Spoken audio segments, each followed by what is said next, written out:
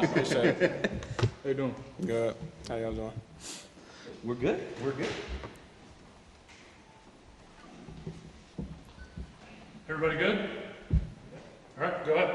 So what did it feel like? Run out there and actually be in uniform with the whole process of actually playing in a game after what you've been experiencing here the last month? Yeah, just a blessing. Just blessed to be out there.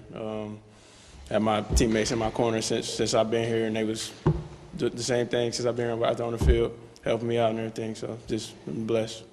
What was their reaction with you when they found out Thursday you were going to be able to play? And is there something maybe that stood out that maybe somebody said or did or anything like that? I mean, everybody was just happy for me. Like, about shed a tear hugging every last one of them because, you know, they all was just happy that I was back.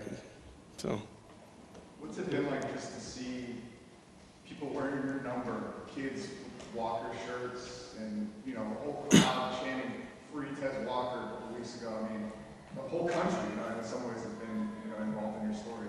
Yeah, it's just dope. I mean, it's just something like I've dreamed about since I was 6 years old when I started playing, being in front of something like that, stuff happening like that. So just blessing. It's a blessing.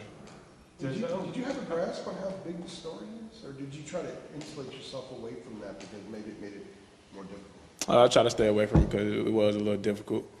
But do you now maybe have an idea how big the story's been? I don't. I mean, I don't really pay no attention to it. It's been real big, I'll tell you that much.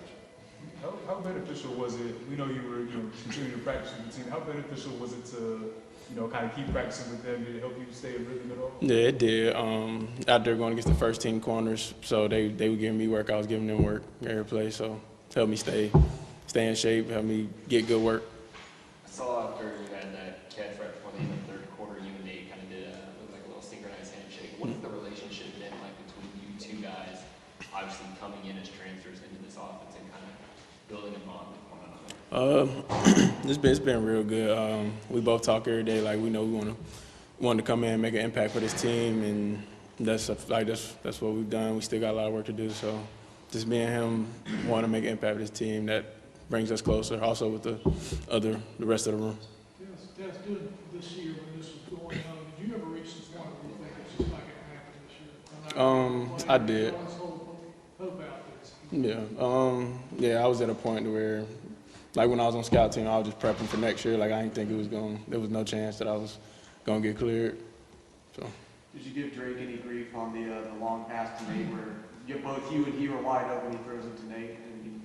Nah, I just went up to him, told him a good throw, and I was happy that we scored. You didn't tell him you were open though? Nah, I mean, he asked me, was it there? I was like, I guess so. I mean, we got 7 points out of the drive, so. Tez, how much of a shock was, you're talking about, obviously you've been on scout team for a couple of weeks now, and maybe resigning yourself to the fact you weren't going to play this year. Like, how much of a shock was Thursday when you got the news? Like, I mean, what was that whole thing like? It was very shocking. Like, I was surprised, but I was just glad it was over. Just felt like a weight was lifted off my shoulders. What did your grandma say when you called her? She like screamed. Like, I had to turn my phone down because she screamed so loud. But she was real happy. My mom teared up, so it was a heartfelt moment. Drake said you visited with him after practice on Thursday, saying today could be the day that it happened. What gave you that optimism?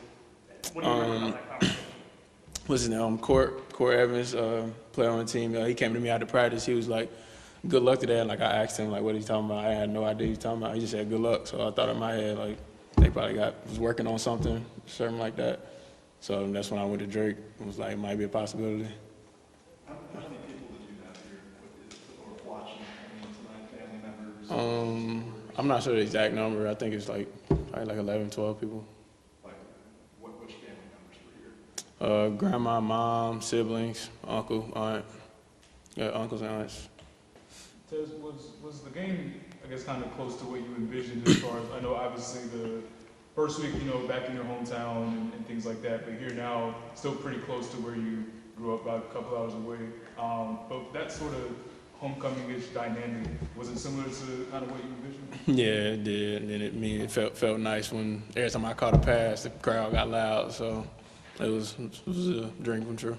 And I know they were, trying to work you in, ease you into the game, snaps wise, targets wise, things like that. Did you kind of anticipate playing as much as you did and getting as much attention from Drake as you did? Nah, I mean, whenever my number was called from Coach Galloway, I just try to stay ready and be like locked in for when my number was called. And Tez, what was it like having those family members watching you in the stands? Your grandma's first time watching you play football in college.